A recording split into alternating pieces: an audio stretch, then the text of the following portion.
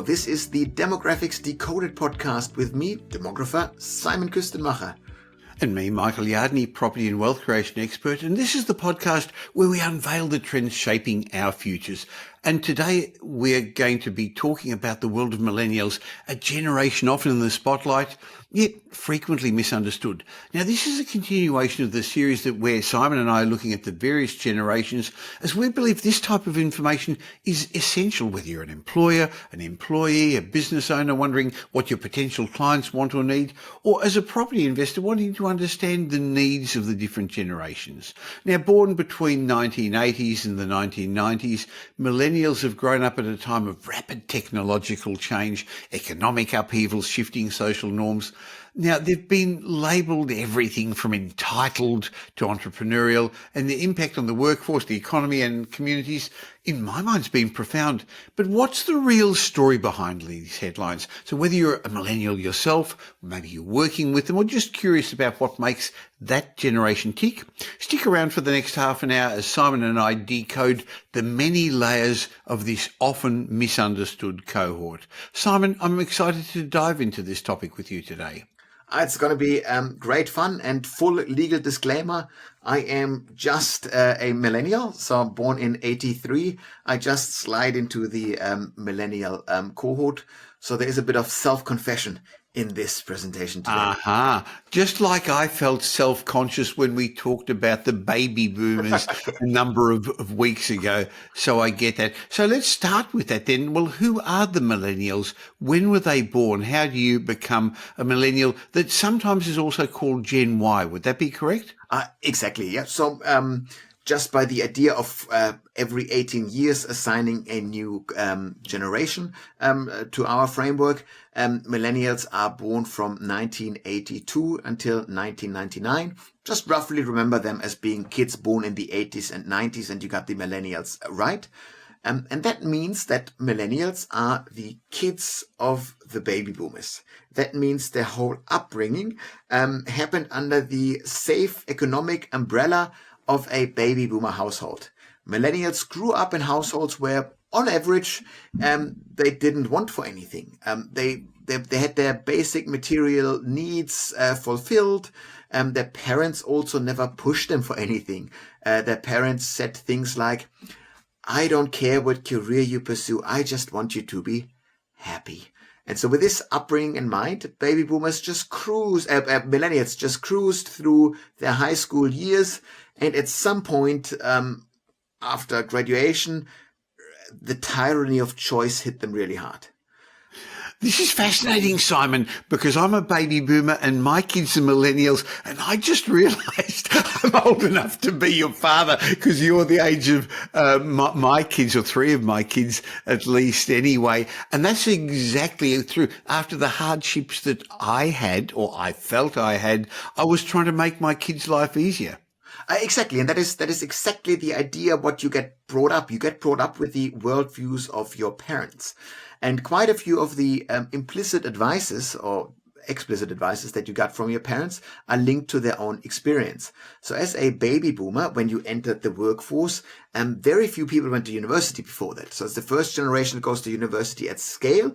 And essentially any baby boomer that went to uni had a safe career out of this. So general advice of the baby boomer generation to their kids was, go to uni. That's a good thing. Either it did well for me, or you go, I could have done better if I had gone to university. And so now with millennials, they're probably the first generation where we could argue we had too many of us go to university, considering what the workforce needs. Not, of course, from an educational perspective, from that moralistic perspective, we're always too dumb, too uneducated. But from a workforce perspective, we probably overeducated the millennial generation. Well, what percentage of the current workforce do millennials make up at the moment, Simon? Well, around 40% or thereabouts will 40%? Yeah, that'll be roughly the number throughout the coming decade. So it's a big fat chunk of your workforce that are millennials, and they're now in their, soon hitting middle age, so the mid-40s, the oldest ones. So they're now taking over all those middle management positions. Right. So disproportionately to the percentage that millennials are in the population, of course. Exactly. Yeah. So millennials are a smaller share of the population than 40%, but because there are so many more older workers, baby boomers retiring, Gen Xers, Gen Alpha not being in the workforce yet. So therefore you have a much higher share in the workforce than you have a share of the population for the millennials. Well, we've spoken before in some of the previous podcasts about millennials leaving their getting married and getting jobs later and putting roots down later. But what key factors are attracting millennials to jobs? How do their preferences vary from other generations? Yeah, they are the first generation where work gets much more linked to other things than income. Of course, everyone always wouldn't have, hated the idea of having a job that is deeply joyful, that just is fun. But for millennials, this has become an obsession. The idea that your work must be meaningful. And that has quite a few severe problems. And I think it has to do with this tyranny of choice that you're being faced after your high school years. We go, the world's your oyster. You could literally choose any degree, any career, and that's too hard. But so you can't make up your mind. Then you procrastinate. You take a gap year. But after that gap year, even the most millennial of millennials does need to make a decision. And what do millennials do when they really can't make up their mind? Well, they procrastinate more and they go on YouTube and they type in career advice. And they are hearing the same story every single time. I was once stuck in a 9 to 5, working for the man, hamster wheel of work, hated every second of it. But then one day, I looked deep inside my soul, discovered my true meaning, my true purpose in life. And then I created a startup. It was a difficult road, but I heroically persisted and eventually I succeeded beyond my wildest dreams. And now I'm so excited to go to work that I jump out of bed in the morning and I sprint to the office. I just love every second of it. And if I can do it, so can you. So this narrative is as helpful as it is catastrophic to this young generation, because it is leading to two things. The first thing is more young people having a go, creating a startup, trying to reinvent the way we work. That's cool. Welcome development. But more than anything, it leads to what I call work image issues. Work image issues are the office equivalent to body image issues, where we look at these sexy models and bodybuilders on Instagram, and then we look at ourselves and we go, well, could be better, couldn't it? And people do this with their job now. We have literally millions of young people in Australia that sit in cushiony 6-digit income jobs who think there must be more to life than doing spreadsheets for NAB. And why is that? Why does a job need to be inherently meaningful to this generation? That is a new phenomenon that started with millennials. It also impacts the younger generations, but it is the millennial invention. And I would say it has to do with the search for meaning in your life. For the older generations, the grandparents of millennials, that the pre-boomers, that came from God. It's easy. A higher power, religion, that is understandable. So you have the meaning of life covered that way. But that's not an option for the atheistic millennials. And so they look at what did their parents do. So their parents, the baby boomers, were also pretty atheistic. Not quite as atheistic, but pretty atheistic. So what did they do? Where did their meaning in life come from? Well, they started families in the early 20s. So they only needed to fill this God-shaped hole in their soul with LSD for about 4 years after high school. That was doable. But if millennials make babies at all, they make them in their mid-30s, late 30s. So that means the meaning of life must come from somewhere. And that kind of search for meaning of millennials, that started the avalanche of kind of stereotypes about this generation as well, because allegedly this generation forgoes all those materialistic desires in order to find themselves at overseas retreats, overseas trips, at gap years, at yoga festivals, at yoga retreats, music festivals, by photographing their lunch. These are all attempts to fill this God-shaped hole. And it's tough. If you think about this, the kind of burden that you then also put on work, because if I can't find the meaning in life and all those other things, I'm looking at my job.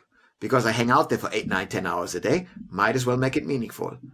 But if you take the 14 million jobs that we have in Australia and the 14 million individual passions and desires of the workers in those jobs, will we perfectly align them? There will be some sort of overlap. It's good for you if you get one of those jobs. It's a jackpot. Congratulations. Marvelous. But it's a recipe for disaster on a population level, because we're essentially telling young people, if you are not perfectly fulfilled every second, every day in your job, you are a bloody loser. You're wasting your career, your life away. And that is a recipe for disaster. We're seeing this now. We're seeing that the rate of poor mental health in young people is insanely high. We have millions of young people on antidepressants. The census asked for the first time, hey, do you have a medically diagnosed chronic mental health condition? Not self-diagnosed, medically diagnosed. You got to pick your favorite health conditions. And 23% of young women in their early 20s said they have a medically diagnosed chronic mental health condition. That's close to 1 in 5. One in 5, 1 in 4, something like this. It is insanely high. And that's a burden that this generation carries. So that also then is linked to the snowflake narrative from the older generations, because they said, what the hell are you complaining about a bit of work? Yeah, we've done this tough work 4 decades in a row without complaining once, and you are moaning about it. So that creates intergenerational conflict. Then that, in a sense, gets countered with the "okay, boomer" meme, which is essentially a way of saying, yes, old man, you don't understand what this mental health stuff is about, so just shut up. Or other things, we go, oh, the smashed avocado narrative of like, those young people should have saved for a house instead of buying fancy food items. And you go, well, yes, but you, old man, you bought your house for 12 raspberries in 1964. What are you complaining about? So these are the kind of generational conflicts that I always think we must avoid, because ultimately you're just throwing stereotypes around and you're not helping anyone. But that's the main baseline through which you view yourself as a millennial. Well, clearly each generation has got different things that they value. It seems that millennials, as we've started to say, are leaving some of those decisions that their parents or generations before them made earlier, the decision to put down their roots, to get a job, to get married. They're taking a gap year. Why? Why are they taking longer? What's going on? Yeah, that's a reflection of shifting life patterns. So if you stay in the educational system for longer, you start having kids later, because you ultimately still go, ooh, kid and education, that means kid and no money. That's difficult. And so we push more and more people, especially more and more women, into the educational system. That also makes a degree inflationary. So back in the day, a bachelor degree guaranteed you a successful career. Now half of the population gets a bachelor degree. You go, oh God, I better get a master's. And now the amount of PhD students that we have is stupendous, to be honest. So that's at the absolute peak of education. We are creating nonsensical degrees, because traditionally a PhD degree was meant for a career in academia. We have much more PhDs than spots available in academia. Again, these people are doing useful research, but on a educational financial perspective, we're over-educating cohorts. Also, if you do a PhD, you definitely only start your earning career at scale when you're 30. So we're pushing the earning life journey back. And then who wants to do the painful task of getting a PhD and having kids? But so all of this, we're pushing things forward. And so therefore the snowflake narrative also means that these are people that are not grown up. It's almost like a Peter Pan generation, where you say you are, or the kidult, sometimes we say, so kidults, where you say you are 30 and you're still behaving like a teenager. And in the generational research, we talk about the long life approach. That means if you live longer lives, if you now live until, you can expect to live until you're 90 plus probably, you can hang out in each stage of the life cycle for longer. So the adolescence phase, the phase that you have before you become an adult, and adulthood being defined as taking responsibility for somebody other than yourself, your kids, or maybe you become a serious leader, or you're in the military, that turns you into an adult. You don't volunteer to become an adult. You're physically an adult, but in the lifestyle sense, you could be a kidult, an adolescent, whatever you want to call it. And we have millennials hanging out in that life stage for longer. Is that good? Is that bad? Who cares? That's a result of the circumstances through which you move. I think this is really useful conversation because I know there's a lot of employers and bosses listening. We know that thousands and thousands of people are watching this every week on YouTube as well as listening to the podcast. Oh, by the way, if you're enjoying this and you don't currently subscribe, wherever you're listening to this or watching this, please subscribe. So once a week you get this great information from Simon and me. And if you know somebody else who's interested in this sort of information, please do Simon and me a favour and pass on the information about demographics decoded so that your friends and colleagues can understand about these things as well, because we're going to each week be discussing the trends that are shaping your future. But Simon, from what I'm hearing, millennials are interested in travelling, in seeing the world, in pursuing their interests and hobbies. How are they coping with the finances? Where are they compared to other generations along the track with finances? Yeah. So financially speaking, the burden that the generation of millennials has is they're not a poor generation. They're not poorly off, but, and that is psychologically very important, they will be the first generation that is statistically, on average, doing less well financially than their parents. And that has a bit of an impact where you constantly compare yourself to your parents. When you go, I am 30, I'm 35. At 35, my own dad, my own mom had 3 kids, a house, 2 cars, and I'm living in some hipster apartment paying $24 for a salmon bagel. What is this? Yeah, so there are some sort of really tough realities to swallow where you feel like you are now left behind, or you have to catch up, and that's tough. That it has a severe impact on a generation. So you want to take this serious. Whether you, as an older boss, think that these people are just complaining too much, doesn't matter. You want to understand the world through their eyes to be the best possible boss to them. And of course, the same if you sell something to them. You want to always understand the world through the eyes of your customer. Definitely. Well, that's part of the reason we're explaining all these things, because we all think differently. Now, with regard to property, which is one of my interests, where are the millennials along the line of what sort of housing they need and their preferences?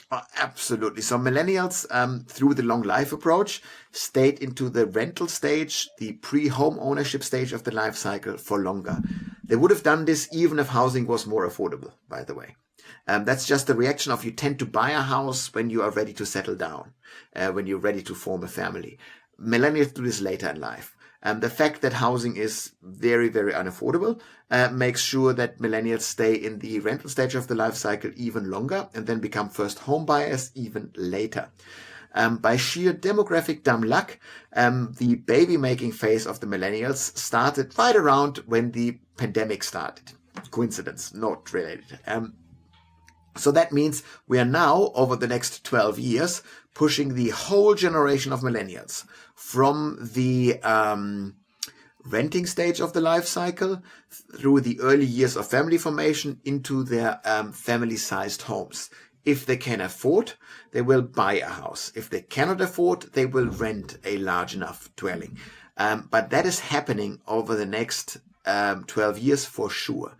And as a whole, the majority of millennials still live in the inner city hipster suburbs of your capital city of choice.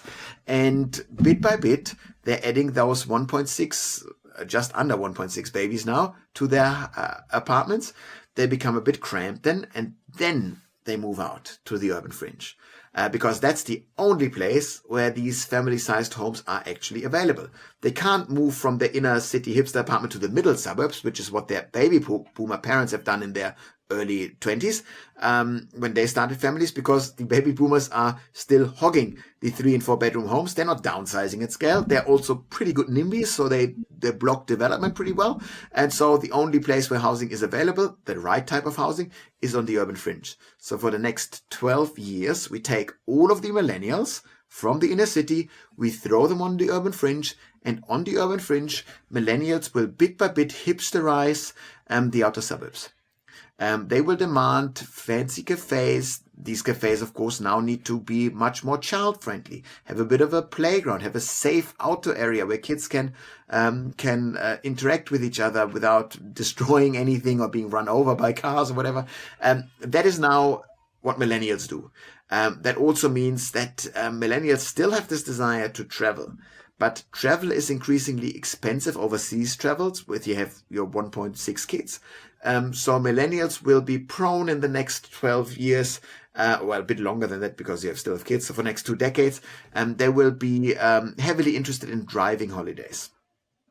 So what can you offer in the, driving radius around your capital cities that millennials can do for a long weekend? That these hotels that are servicing this, the Airbnbs, the small cutesy towns that have something to offer, they will be doing mighty well under the millennial family formation decades.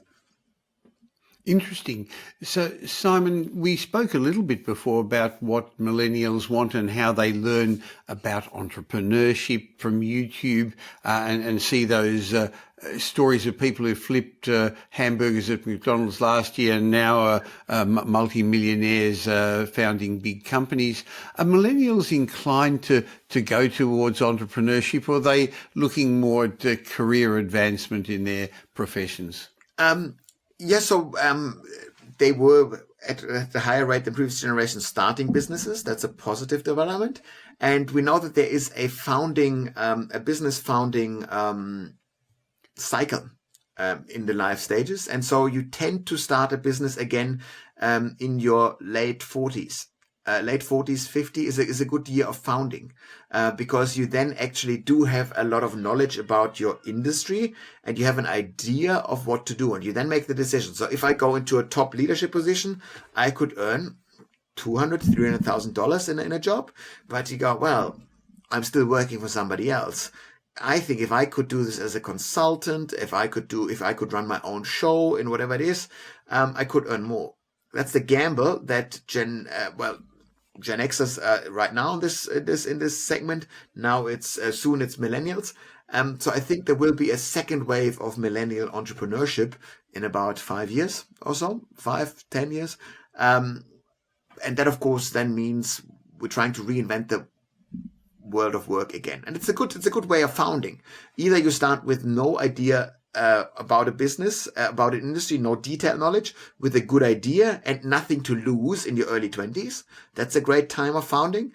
Or you start founding it once you've gotten through the worst years of child rearing, the most intense years, not the worst, the most intense years of child rearing. And you then, have another gamble when you are sure enough that your business model actually works.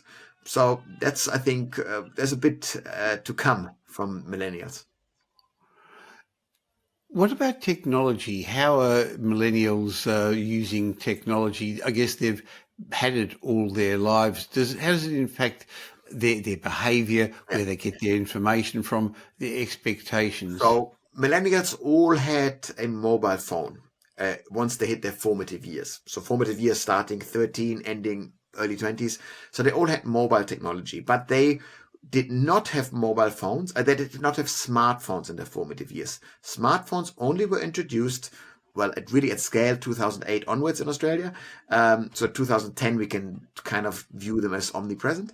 And they just had flip phones, Nokia bricks beforehand. And that means that the communication on a smartphone, on their phones, that millennials grew up with, that was still one-to-one. You texted with with one friend at a time. You texted or you flirted via text messages with your future wife. That's what you've done. So you did not have the negative impacts of social media on this constant idea of needing to prove yourself on phones. So the negative impact of phones, millennials were saved from that. As a generation, they just kind of, most of them missed online dating. They still met drunk in pubs. Um, and now, just after millennials partnered up, the all hell broke loose with online dating, with social media on smartphones every second. We talk about the formative years. Millennials, of course, if they were still single, did do online dating, do consume social media on a daily basis, but they do it after the formative years, and that's the important distinction, and that's where all the mental health issues that we shall discuss next week when we talk about Gen Z and their upbringing and technology. So millennials were saved by that. They just make the jump off, but pretty good. Good on them.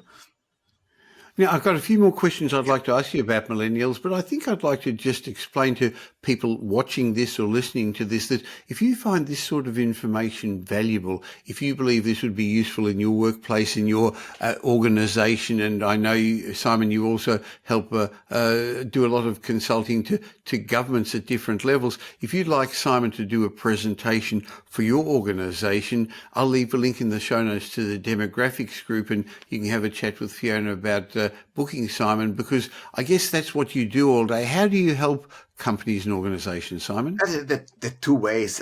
Either it's through consulting when you have a specific issue that you want to be solved. If you want to have a strategic review of what you want to do, a boardroom retreat or thereabouts, we're here to workshop this. We're here to explain the world from a demographic and generational perspective to make you understand what the world will look like for you and how you might want to adjust your business practices or presentations. So if you think you run a big event and you need somebody to explain, the next 10 years or thereabouts, what your industry, your business, your local government area, your state would look like in the next 10 years, that's what we do. Always reach out to have a chat about demographics. Always happy just to take a call and reach out to Fiona. We got the links below and we will arrange a chat. Fantastic. Now, we started talking a bit about how millennials communicate. So my kids being millennials, I've noticed that they don't like picking up the phone as much to talk. It's very different from my generation where you'd speak to people, or my parents' generation who'd write to people. Yeah, it's increasingly seen as a bit of a, not really intrusion of privacy, but it's not what you do. A phone call needs to be pre-announced. It's like the idea of rocking up at somebody's house unannounced. That is not a thing anymore. That was a thing before when it was hard to reach you and whatever. You just you went in the neighborhood, you knock at the door.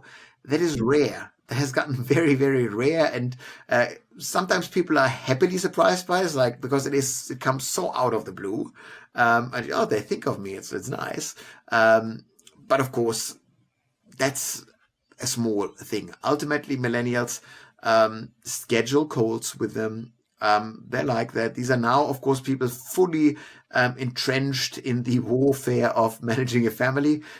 So millennial households are almost exclusively dual income households.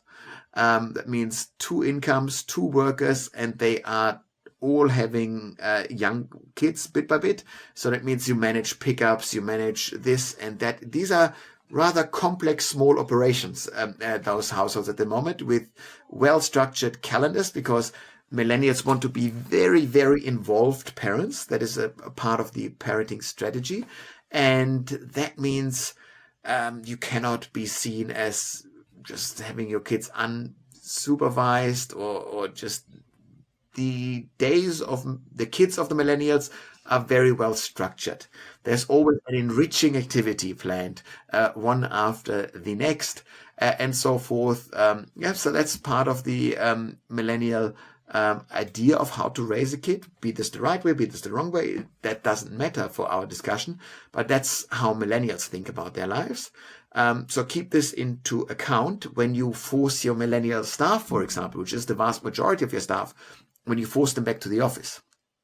You're making enemies. In a sense, because millennials move to the urban fringe, so they move further away from the office than any other generation. They want to be very involved parents. They both work, and now you're forcing them back into the office. Be careful with these movements, because it is easy to alienate millennials. Yes, they have real financial pressures because they're now becoming first home buyers, so they do need the money that you offer them. So millennials will be much more likely than previous generations to just say, no, I'm not doing this. I'll rather look for another job. And can you, as a business owner, in times of a prolonged skills shortage, super low unemployment, can you afford to lose some of your millennial staff? Probably not. So you probably need to accept that your workforce now has a bit more leverage than it was used to have in the past. Clearly. How do social and environmental issues shape the behaviours and the consumer choices of millennials, Simon? Yes, so millennials do care much more about the environment when you ask them about their preferences. But ultimately, they operate in the real world with real financial constraints, and they'll do things with a bit of I would call them environmental sugar coating. Ultimately, their behavior is not all that green. If you measure it on a CO2 emission level or anything like this, yes, they will Google fuel efficient SUVs, but they are right now in the stage of the life cycle where they are buying cars left, right, and center, where they are operating two-income households on the urban fringe that need two cars. So they are not, and they are price conscious customers as well. So they are not ultimately willing to pay a massive premium for green stuff. So we're not seeing this play out. They will like it if things are green, but they are not acting as religiously or as dogmatically pro-green as you might expect them to. So they're a pragmatic generation. Yeah, as well, in a sense, it's just real constraints. If you think about what millennials needed to do in order to pull off first home buyership, that means they have very high costs each month. And if the green version of a car, of an electricity provider, of a t-shirt is significantly more expensive than the other version, well, what happens? There is a reason millennials as a whole purchase from Temu, which is, of course, the Chinese cheap as chips, fast fashion type platform. What does that say about the generation? That has there is a bit of cognitive dissonance because you want to view yourself as green. You hate everything that is bad for the environment, but you do look the other way when you look at your own behavior. Interesting about that. What you're saying, I can see in people I know very well. It relates well. How do millennials approach their health and well-being? Are they more health conscious compared to other generations? So far, yes. Much better health outcomes in terms of healthier behavior than previous generations, much lower rates of smoking. They are also the generation, so millennials stopped smoking and did not take up vaping. That's the younger people. So that's a helpful development. They drink less than previous generations. They do less risky behavior. So yes, that means they will live longer. They're a bit more health conscious. Are they paying an absolute premium constantly to get the ethical chicken, the organic tomatoes? Again, not really. Not at scale. Yes, they go to farmers markets and so forth. But ultimately, I would not consider this as a major trend, to be honest. So there's all this stuff of ethical travel. You do this when you are before the family formation stage, when you have two incomes, not too many costs, but right now they will be more pragmatic with their spending. Interesting. So we started off talking about the millennials and some names that other generations were giving them. So just to finish off then, what are the biggest misconceptions about millennials? What's often misunderstood about them? Well, so the idea of the millennial snowflake, the irresponsible millennial that hasn't grown up, that is magically going to go away as they start families, because that was not a reflection of the generation. That was a reflection of the stage of the life cycle that this generation is in. Because essentially there is a version of the snowflake narrative that any older generation put on any younger generation. And you can go back to Roman times to find those narratives. They'd say, oh, these young people now, they have no idea how to live and to work. It's not a reflection of a generation. It's a reflection of your own aging. And that's what it is. And so, to quote my beloved wife here, she always says, you know that you're getting old when you think young people dress like shit. And this has nothing to do with the fashion sense of the young people. This is a reflection of you going like, I wouldn't have worn this, but it's not you who's wearing this. So that's just it's just aging, and we're aging. And if we are laughing at the younger generations, we just need to become aware that we are moving closer to the end of life bit by bit.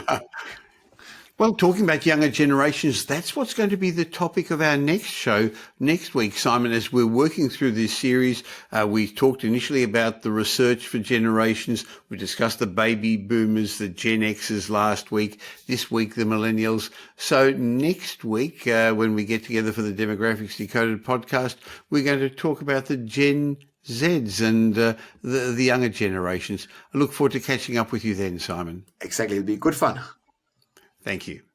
This Demographics Decoded podcast has been brought to you by Metropole Property Strategists. We provide a complete range of services to help our clients safely create intergenerational wealth through strategic property and wealth advice.